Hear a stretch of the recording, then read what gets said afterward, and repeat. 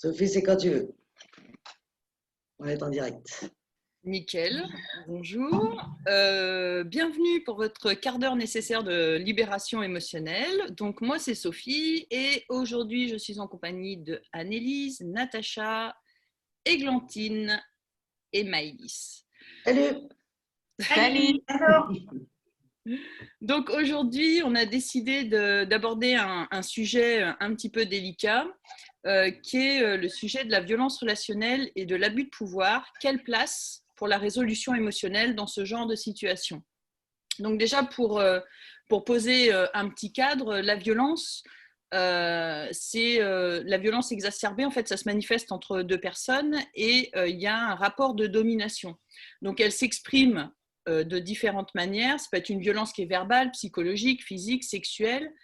Et ça peut être des menaces, des privations, des contraintes qui peuvent causer aux victimes des dommages psychologiques, physiques, sociaux, voire pire.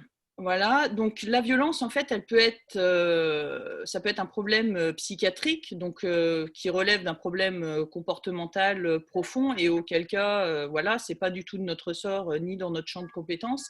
Mais la violence, elle peut s'exprimer aussi de manière situationnelle, c'est-à-dire qu'une personne on va dire ordinaire, qui va avoir des espèces d'excès de violence ou des comportements exacerbés avec des manifestations de violence, auquel cas on peut imaginer que la régulation émotionnelle, la résolution émotionnelle puisse avoir une place dans ce genre de situation-là.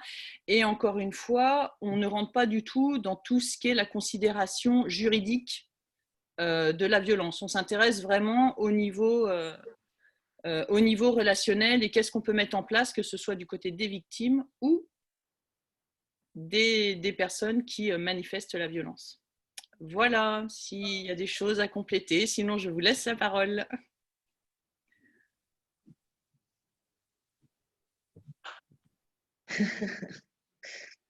Maëlys, t'as rien à ajouter, alors je fais le mime. Donc si Maëlys t'as rien à rajouter, effectivement Natacha, c'est parti pour le mime. Ok. Alors, moi, ce matin, il y a mon compagnon qui me dit « Tu comprends jamais rien ». Moi, je dis « Ben non, c'est pas vrai, comment ça je comprends ? Pourquoi tu me dis ça, quoi ? Ça fait quoi dans mon corps ? En fait, waouh, ça tape dans mes oreilles. J'ai mon cœur qui s'emballe à toute vitesse et waouh, les bras, ça tremble partout.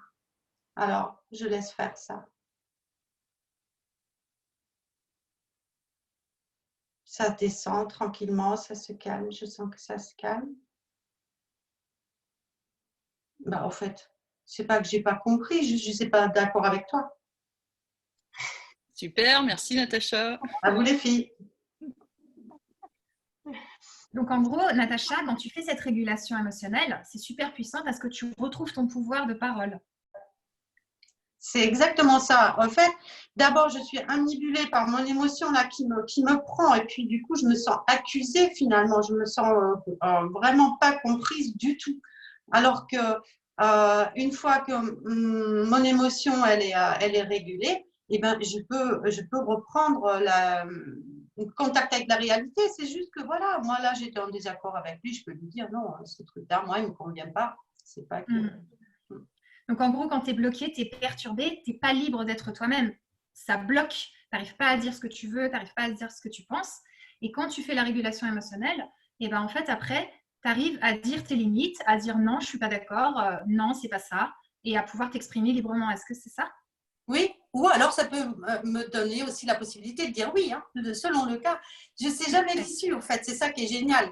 C'est que ça va juste m'enlever le voile qui va me perturber.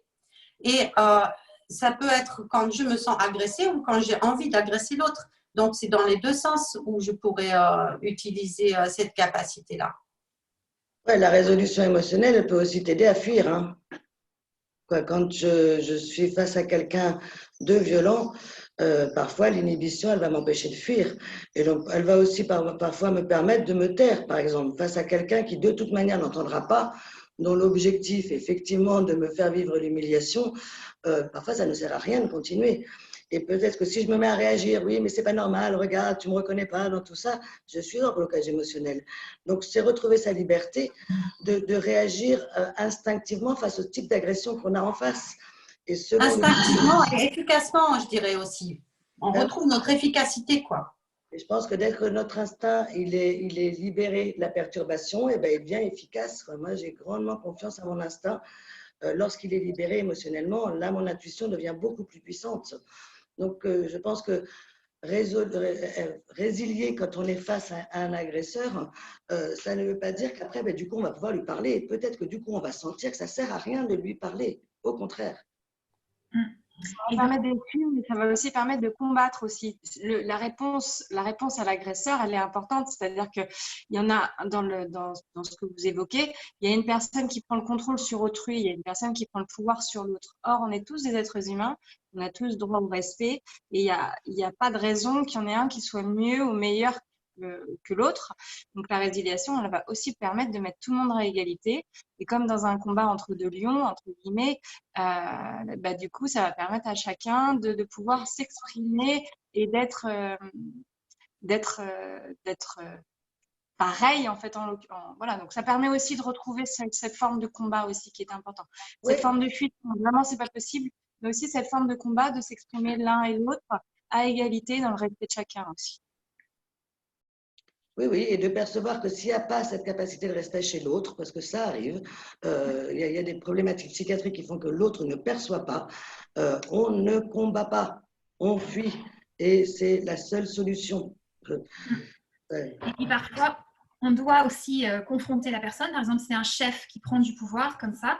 Et ben, le fait de poser ses limites et de dire moi, c'est là, c'est stop, c'est ici, et ben, cette personne, elle ne va pas franchir les limites. Donc, ça ne sera pas de l'égalité, tu vois, ça ne sera pas genre l'autre me respecte, c'est cool, mais par contre, ça sera oula, elle, je ne vais pas pouvoir aller aussi loin qu'avec les autres. Donc, je vais devoir respecter la limite qu'elle a posée parce qu'à chaque fois, elle les repose ou bien parce que c'est clair. Ouais, je vais encore le dire une fois, oui, avec une personnalité normale, oui, mais face à un chef qui serait avec une personnalité, je n'ai pas envie de qualifier, ce n'est pas le propos, il faut savoir que je vais peut-être poser mes limites, il va peut-être me virer. Quoi. Tout à fait. Ouais. C'est pas le monde des bisounours non plus là dans la violence. On a quand même, pour moi, j'aimerais bien qu'on réaxe le débat sur ces petites violences quotidiennes qu'on a nous. Sur qu'est-ce qui fait qu'aujourd'hui je me sens un peu énervée et que je dérape dans la violence. Églantine t'évoquait ces mamans qui entendent le bébé qui pleure, et ben ça peut me faire déraper dans la violence. J'entends des bruits de bouche.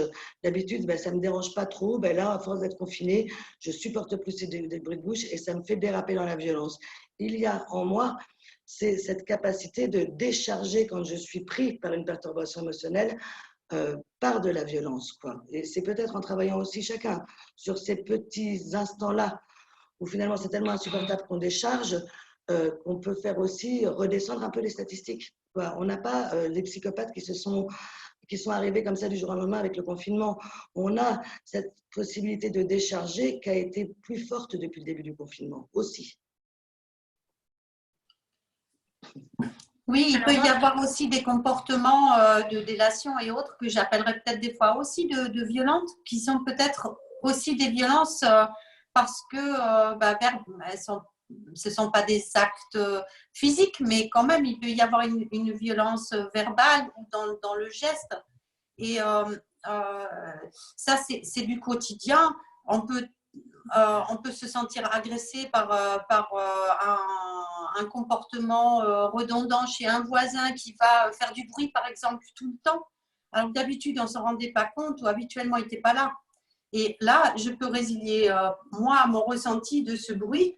Et puis après, je vais peut-être tout simplement relativiser, me dire, OK, c'est le confinement, il fait son sport. Voilà.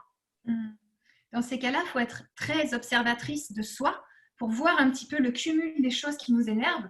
Et ça ne sert à rien de faire la régulation au moment où on est hyper énervé. On peut la faire quand ça monte, quand ça démarre en fait. Quand on sent que waouh, cette personne a annulé son rendez-vous. Là, lui, il m'avait dit qu'il faisait ça, il ne l'a pas fait. Et puis là, la troisième personne qui me dit non mais franchement, ce que tu dis, ça n'a aucun sens. Là, je sens que ça fait trop. Et en moi, ça commence à monter. Et à ce moment-là, on peut faire une régulation. pour justement ne pas laisser monter la violence. Parce qu'en fait, on peut, malgré nous, l'émotion, la perturbation émotionnelle peut faire monter la violence chez nous alors qu'on n'est pas quelqu'un de violent. Ce que tu disais, Maïs, c'est très vrai. C'est-à-dire que on peut se découvrir violent dans des situations comme en ce moment on peut vivre. Donc l'idée, c'est justement quand on commence à sentir cette tension interne et cette violence à l'intérieur de soi qui monte, on peut justement venir faire une résiliation. Ou alors après aussi, c'est-à-dire que si les personnes de notre entourage sont avec des personnes qui sont dans une forme de violence, c'est s'éloigner de la personne qui est où elle ne peut pas entendre à ce moment-là, et peut-être laisser la personne redescendre. Et une fois que ça redescend, le toboggan, on peut faire la résiliation à ce moment-là aussi, au moment où ça redescend.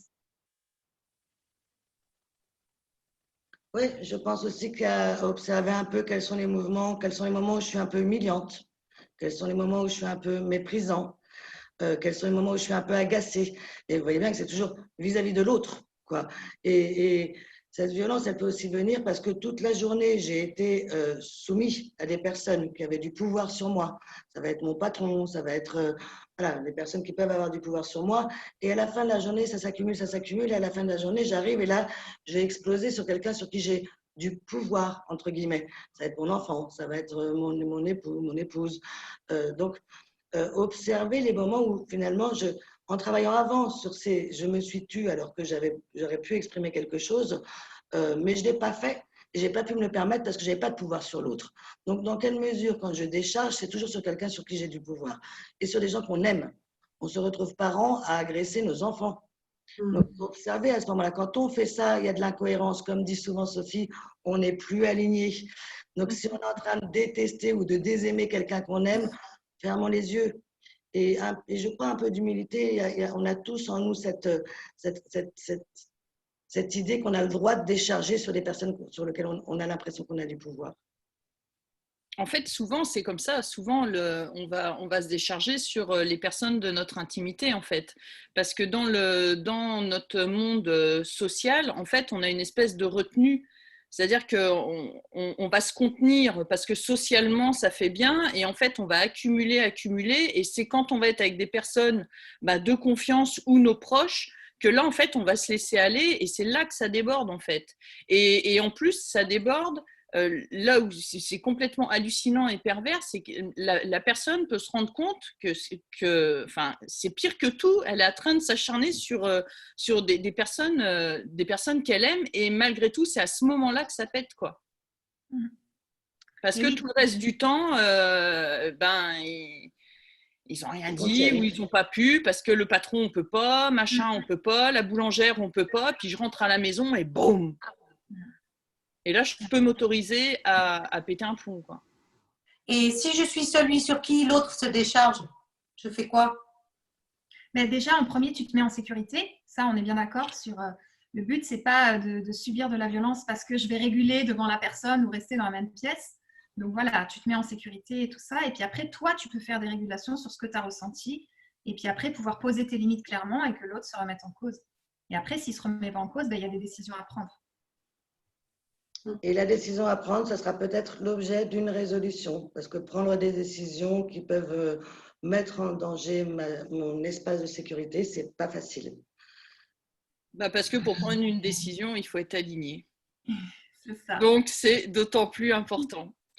Et justement, vu qu'on arrive au terme de l'émission, là, j'ai complètement oublié qui faisait le mime de fin s'il y en a un, donc je me permets de vous demander. Et moi, j'aime pas spécialement ça parce que Maëlys, tu as l'honneur de faire le mime de fin. Ouais, toutes mes excuses aux acteurs dont c'est le métier, qui font ça très bien et bien mieux que moi. Je suis psychologue et praticienne. Mais voilà, je me retrouve face à quelqu'un qui me fait vivre vraiment du mépris.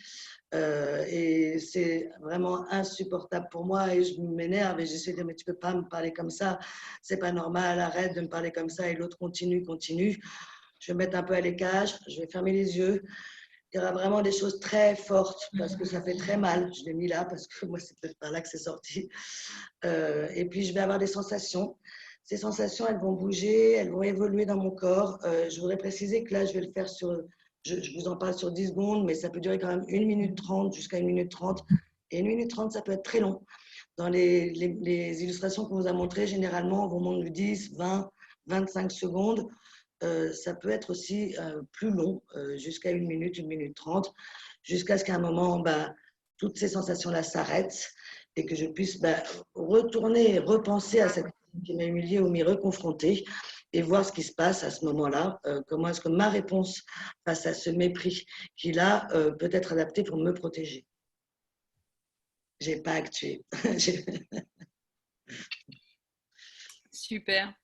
Donc du coup, pour résumer un petit peu et conclure cette émission, donc on peut dire que la résolution émotionnelle, elle va permettre de pouvoir aider les victimes ou en tout cas les agressés en les libérant de leurs perturbations émotionnelles qui les empêchent d'avoir accès à leur instinct de survie qui devrait leur permettre de sauver leur peau, en gros, soit en attaquant, soit en s'inhibant, soit en fuyant.